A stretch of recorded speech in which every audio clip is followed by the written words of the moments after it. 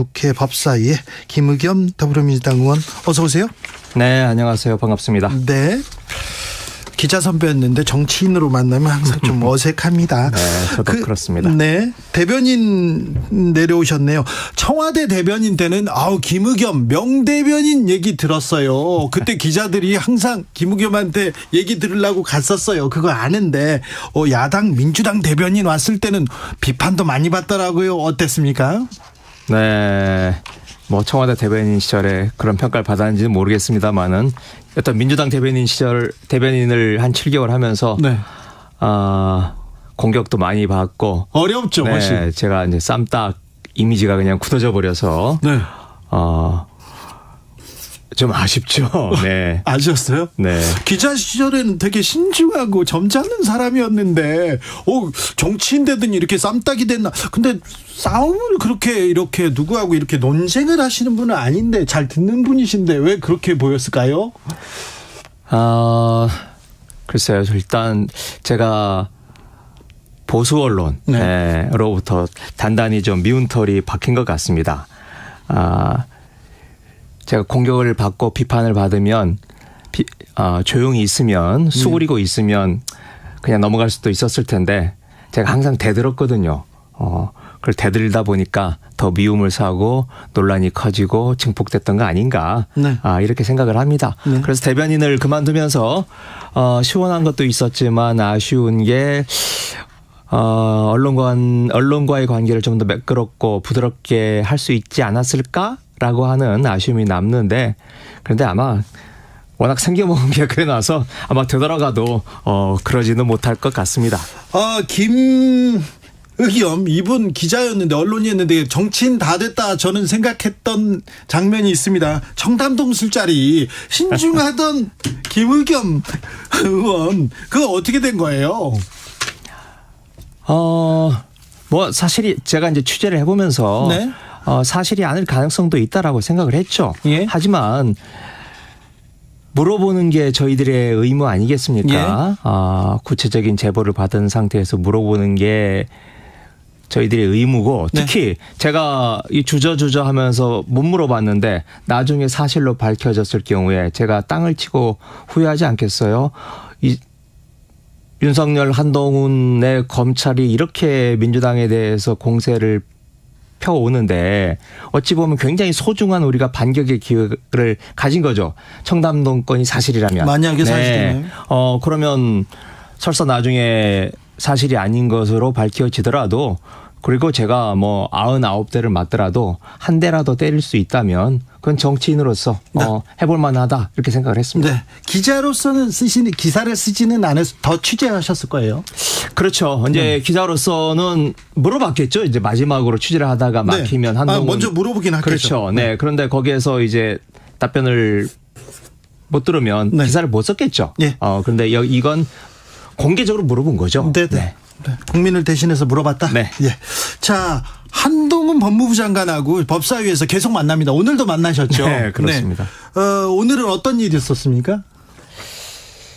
오늘은 50억 클럽 특검법에 대해서 그게 정당하냐 정당하지 않느냐 이 문제를 가지고 뭐 저뿐만 아니라 많은 의원들이 이야기를 나눴습니다. 오늘 50억 클럽 특검법을 상정하자마자 박영수 전 특검에 대한 압수수색 이렇게 들어갔던데 이걸 보면 공교롭잖아요. 1년 6개월 동안 그러니까요. 1년 6개월 동안 뭘 하다가 이제 와서 압수수색을 들어갔느냐. 이런 질문들이 있었는데 거기에 대해서 한 장관이 특검 때문에 우리가 일부러 한 건 아니다.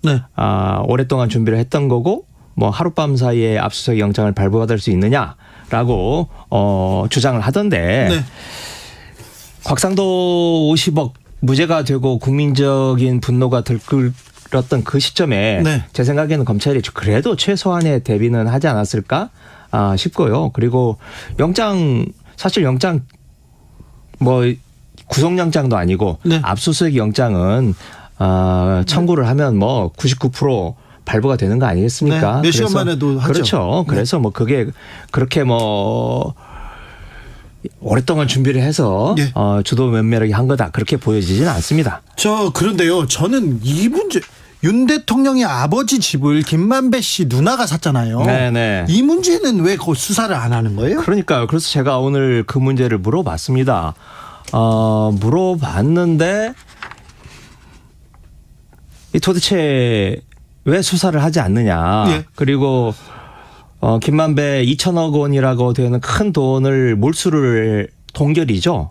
동결을 해놓은 상태거든요. 네. 그건 범죄로 인해서 얻은 수익이라고 생각해서 동결한 거 아니냐. 그랬더니 인정을 하더라고요. 네. 그러면 그 윤석열 대통령의 부친 집 19억을 주고 샀는데 그 살 때 김만배 누나가 대장동으로부터 그렇죠. 배분을 받자마자 바로 그 집을 샀어요. 예. 그러니 이거 범죄와 연관성이 있는 거 아니냐라고 예. 제가 물어봤더니 한동훈 장관은 오히려 저를 공격하면서 이게 참 한동훈 장관의 잔기술인데 네. 그렇게 공격을 들어오면 바로 부동산 문제는 김우겸 의원이 누구보다 잘 아실 테니라고 제 예전에 네. 흑석동 문제를 은근히 상기시키면서 아니 이거하고 그거하고 무슨 상관이에요? 그러니까요. 그게 이제 한동훈 장관이 아주 잔기술이네요. 그 진짜 잔기술이죠. 네. 네. 탁월한 능력이기도 하고요. 네. 저는 오히려 부러워요. 네. 그렇습니까? 저는 그런 기술이 없어서. 네. 근데 여하튼 그러면서 이미 다 끝난 거 아니냐. 다 끝났다고요? 라고 그냥 넘어가 버리고 마는데 제가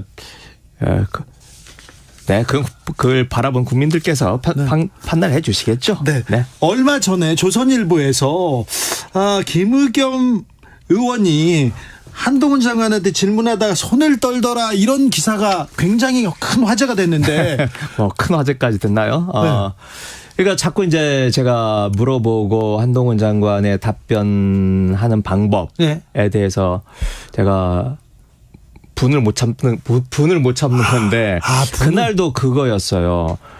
정순신 아들 학폭 문제였는데. 네. KBS가 보도하지 않았습니까? 예. 그래서 제가 그 당시 그 보도를 했던 기자하고 우리 방 식구들이 직접 통화를 해서 그 당시에 자초지정 정황 다 이야기를 들어보니 도저히가 아니죠. 그 당시 같이 근무를 했던 한동훈 장관과 여러 사람들이 이 정부의 실세들이 정순신 문제를 모를 수가 없는 상황이에요. 그렇죠. 네. 그래서 제가 그걸 물어봤는데 여전히 몰랐다라고 발뺌을 하고 그리고 누가 뭐래도 그 인사 검증 책임은 한동훈 장관 아니겠습니까? 그렇죠. 그러면 그래도 조금 뉘우치는 모습 뉘우치는 것까지는 아니더라도 그 책임감을 느끼는 자세를 보여야 되는데 오히려 뻔뻔하게 이제 공격을 하는 거예요. 예. 저를 공격을 하는 거죠. 그러면서 그 정순신 씨가 그 검찰에 부대변인을 했었어요. 예. 그래서 제가 이제 부대변을 했다. 부대변까지 한 사람이 이런 걸 모를 리가 있느냐라고 이제 제가 물어봤는데 오히려 거꾸로 제가 팩트 체크를 제대로 못해서 잘못 물어보는 것처럼 오히려 저를 역공을 하더라고요. 네. 너무나 당당하고 뻔뻔하게 그렇게 그것도 잘못된 정보로 저를 네. 역공을 해서 그러니 제가 속에서 열불이 뻗치. 부르르 떨었군요. 그러니까 부르르 떤 거죠. 네. 그런데 김우겸은 한동훈 앞에서 벌벌 떤다 이렇게는 부르르 떨었군요. 네, 벌벌이 아니라. 벌벌 떨었다라고 하는 것도 예. 조선일보가 제일 먼저 그렇게 보도를 하고 다른 또, 언론이 그렇게 보도를 하니까 하루 뒤에 또 다른 언론도 따라가더라고요. 아니 진짜 네. 억울하겠네요. 언론인으로서 언론한테 계속 요즘은 하도 만성이 돼서 그냥 그러려니 합니다. 자. 김우겸은 아무튼 팩트를 찾아가는 탐구하는 의원이기 때문에 여러 가지 여쭤보겠습니다. 방미 한 달 앞두고 매우 외교에 중요한 시기입니다. 그런데 외교 안보의 수장입니다. 외교의 수장이자 안보의 수장이 즉각 경질됐습니다. 이거 어떤 문제로 파악하고 계십니까? 블랙핑크 때문입니까? 그건 아니라고 제가 정보를 듣고 있습니다. 네. 오늘 언론 보도에 보면 무슨 바이든 대통령과 질 여사가 블랙핑크 레이디 가가 합동 공연을 하라고 아주 구체적으로 주문을 했는데 그걸 제대로 수행을 못해서 이메일을 교체된 것처럼 그렇게 이야기를 하는데 일단 아니 미국 대통령 부부가 그렇게까지 얼마나 할 일이 없어서 네. 그 공연에 가수들까지 지정을 하겠어요. 아, 네. 네. 그런 건 되게 우리나라로 치면 문재인 정부 때는 탁현민이 한 거예요. 네. 탁현민 의전비서관이 그런 걸 할 때 그럼 누구를 부르고 어떻게 할까? 그리고 자신의 선에서 결정하고 자신의 선에서 추진하는 거지 그걸 한미 정상이 결정을 하고 그걸 제대로 이행을 하지 못했다고 물론 제대로 이행을 못하면 의전비서관에 대해서 뭐 문책을 하고 뭘 할 수는 있겠죠. 네. 그런데 외교비서관도 잘리고 그걸 넘어서서 지금 안보실장이 잘린 거잖아요. 네. 그러면 문재인 정부 때로 따지면 그런 가수 섭외가 제대로 잘 안 돼서 정의용 실장 또는 서훈 실장이 잘렸다라고 하는 이야기거든요. 네. 저는 도저히 그건 있을 수가 없는 일이라고 생각을 하고요. 네. 이미 여러 가지 이야기들이 나옵니다. 그 구중궁궐, 용산 구중궁궐에서 어떠한 암투와 또 내밀한 이야기들 때문에 이런 일이 벌어지고 있던 이야기를 저도 좀 듣고 있는데 네. 뭐 이야기는 아직 공개적으로 하기는 좀 섣부르고 좀 취재를 해서 뭐 네. 저뿐만 아니라 언론 기자들도 네. 취재를 해서 진실이 밝혀지기를 바랍니다. 외교비서관 안보실장이 경질됐습니다. 그래서 외교 라인이 김태우를 비롯한 그 측근 라인한테 밀렸다 이런 얘기도 있는데 그런 얘기는 계속 들리고 아마 배경으로는 깔렸을 것 같은데요. 네. 직접적인 원인은 다른 데 있는 것으로 알고 있습니다. 아, 그렇습니까? 네. 네. 아무튼 블랙핑크 건은 아니다. 네. 여기까지는 취재가 된 부분이니 저희가 여기까지 보겠습니다. 하영재 의원 체포동의안이 오늘 국회에서 가결됐습니다. 국민의힘 의원 체포동의안은 가결됐다. 이 문제가 이재명 대표와 민주당에게 압박을 줄 것이다. 이런 얘기가 나오는데 어찌 보십니까? 글쎄요. 저는 일단 윤석열 정부 들어서서 검찰이 해온 수사 네. 한번 따져보면 문재인 정부 관계자들 또 이재명 대표와 민주당 쪽에 투입된 검사와 수사관 시간, 돈 이런 걸 따져보면 국민의힘 정치인들하고 저울에 올려놨을 때 100대 1, 200대 1 이상의 차이가 난다고 생각을 합니다. 그래요? 네. 그래서 이재명 대표를 비롯한 민주당에 대해서는 그건 제가 보기에 진짜 정치 탄압에 포함이 되는 거고요. 네. 하영재 의원에 대한 수사는 그러한 편파 수사에 대해서 조금이라도 구색을 맞춰보려고 끼워 맞춰보려고 집어넣은 거다. 그래서 그걸 정치 탄압이라고 할 수는 없다. 이렇게 생각을 합니다. 그리고 오늘 이제 하영재 의원이 본인 신상 발언을 했어요. 본회의장에서. 네. 그런데 뭐랄까요. 호소력도 떨어지고 절박함도 떨어지고 그래요. 그래서 제 주변에 있던 의원들이 그 이야기를 들으면서 원래 좀 부표를 던져볼 생각으로 이야기를 들었는데 저렇게 하면 안 되겠네 해서 가표를 던진 의원들이 있습니다. 네. 예.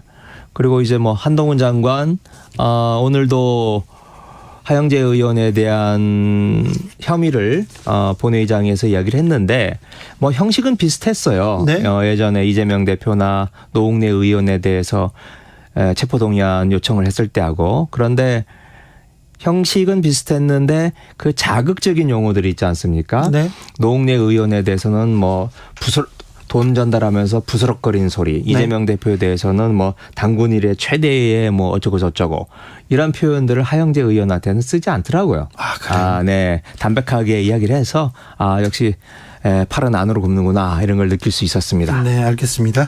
언론인 출신이어서 이 문제도 좀 봐야 되겠는데 검찰에서 한상혁 방통위원장 구속영장을 청구했습니다. 영장은 네. 기각됐는데 그런데 그 언론계에서는 비상하게 지켜보고 있는데 어찌 보십니까? 그렇죠. 뭐 사실은 KBS도 해당이 되는 건데 네. KBS, MBC를 비롯해서 공영방송들이 해당이 되는 건데 한상혁 방통위원장이 자리를 지킴으로 해서 자신들의 뜻대로 안 되는 거죠. 윤석열 정부가. 네. 그래서 한상혁 방통위원장 그 주변부터 뭐 탈탈 털어서 지금 털고 이제 끝내 이제 한상혁 위원장까지 간 건데 다행히 기각이 됐습니다. 그렇지만 아마 검찰이 지금 서울 북부지검이 수사를 하고 있는데 기소를 하는 것은 분명해 보입니다. 기소를 할 것은 네. 나중에 무죄를 받을지라도 네. 나중에 무죄를 받는 값에 또 기소는 하면 그러면 기소를 근거로 해서 해임을 할 수 있거든요. 법적으로. 그래요? 네네. 그러면 이제 한상혁 위원장이 곧 기소가 될 테고 그 기소를 근거로 해임을 하면 네. 그 뒤에 이제 윤석열 정부에서 앉히고 싶은 방통위원장들이 몇몇 있습니다. 이미 네. 이름까지 다 거론이 되고 아주 그것도 이제 검찰 출신이 올 가능성이 굉장히 높다고 지금 이야기가 들리고 있는데요. 아이고. 김하무개라고 네. 구체적으로 이름까지 나오고 있습니다. 이제 그분이 오면 이제 방송계에 대한 점령군적인 장악 이런 것들이 본격적으로 들어갈 거라고 생각을 합니다. 이명박 정부 초기 때 비슷해지는 것 같아요. 야, 그래도 이명박 정부 초기 때는 뭐랄까요, 좀 나쁘게 표현하면 좀 교활함이라도 좀 있었는데, 지금 윤석열 정부에서는 그런 교활함을 보이려는 노력, 시도조차 하지 않고 그냥 전두환이 탱크로 밀어붙이듯이 그냥 검찰의 탱크로 그냥 밀어붙이는 그런 완력을 느낄 수가 있습니다. 검찰의 탱크요? 교활함도 없다고요? 네. 아니 근데 이명박 정부 때 하루아침에 저는요 아침에 방송하다 점심 때 잘렸거든요. 그런 일이 있었는데 그보다 더하다고요. 아이고 무서워라 얘기하는데 자 김의겸 의원께서 현 정부에 대한 비판 그리고 국민의힘에 대한 얘기는 많이 하고 있는데 민주당도 국민들의 마음을 네. 이렇게 흔쾌히 얻는 데는 지금 좀 부족한 것 같아요. 기자였다면 분명히 김의겸이 명칼럼으로 민주당 어떻게 나가야 된다 이거 잘못하고 있다 얘기를 할 텐데 자 그거 좀 물어볼게요. 의원이지만 의원이지만 민주당한테는 어떤 얘기를 해주고 싶습니까? 이재명이 대표로 있는 민주당 그리고 이재명 대표가 0.73%로 아깝게 떨어질 수 있었던 것은 이재명 대표가 살아온 그 소년공의 삶 그리고 자신의 삶을 기반으로 해서 보여주는 정책적 비전 예를 들면 기본소득 같은 거라고 할 수 있죠. 실현 가능성과 여부를 떠나서 그런 것들이 우리 살아가기 팍팍한 서민들의 삶에 희망을 주고 감동을 줬다고 생각을 합니다. 네. 그런데 이재명 대표 들어서자마자 지금 검찰의 그 칼날을 피하느라고 어디에 신경을 쓸 겨를이 없지 않았습니까? 기본소득 같은 정책, 희망을 주는 정책은 보이지 않습니다. 그렇죠. 네. 그래서 그리고 이제 내부가 워낙 그런 문제로 외부적인 요인으로 인해서 내부적인 파장이 커지고 그걸 진정시키고 다독거리는데 너무 많은 에너지와 시간을 쏟느라고 이재명의 고유한 특징과 색깔 이걸 보여주지 못했다고 생각을 합니다. 그런데 이제 당내 분란, 당내 이견 이런 것들이 제가 보기에는 이제 상당히 진정돼 가고 있고 소강 국면에 들어가 있다. 그래서 지금 얼마 전에 이제 당직 개편하지 않았습니까? 네. 그러면 새로운 진영과 함께 그리고 이제 검찰 수사도 제가 보기에는 그쪽도 실탄이 떨어졌어요. 더 이상 유력적인 공격을 지금 못 해오고 있는 상황이기 때문에 네. 이런 상황에서는 빨리 전열을 정비하고 새로 힘을 모아서 단합된 자세로 이재명만이 보여줄 수 있는 정책과 비전 그걸로 국민들의 마음을 사는 그런 작업을 해나갈 수 있지 않을까 그렇게 기대를 걸어봅니다. 그렇습니까? 네. 민주당이 민생을 위해서 국민을 위해서 정책 희망 있는 정책 보여줍니까? 네. 지금까지는 사실 제대로 보여주지 못했는데 앞으로 보여줄 수 있을 거라고 생각을 합니다. 네. 기자 정치권으로 가셨잖아요. 더 잘하시는 모습 보여주셔야 됩니다. 네. 네. 김의겸 더불어민주당 의원이었습니다. 감사합니다. 네, 고맙습니다.